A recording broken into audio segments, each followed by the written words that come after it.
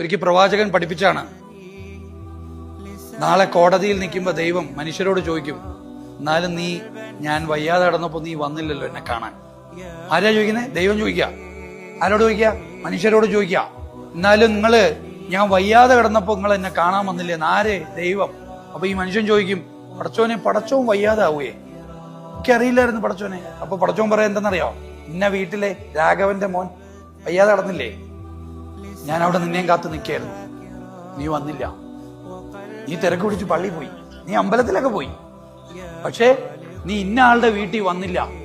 ഒരു എത്തീമിനെ സഹായിക്കാതെ, ഒരു മിസ്കീന്റെ കൂടെ ഇടപാടിൽ പങ്കെടുക്കാതെ ഒരു മനുഷ്യൻ ഏത് കർമ്മം ചെയ്താലും അത് നിസ്കാരം പോലും എനിക്ക് വേണ്ടെന്ന് പറഞ്ഞ ഒരാളുണ്ട്. അതാണ് പടച്ചോൻ.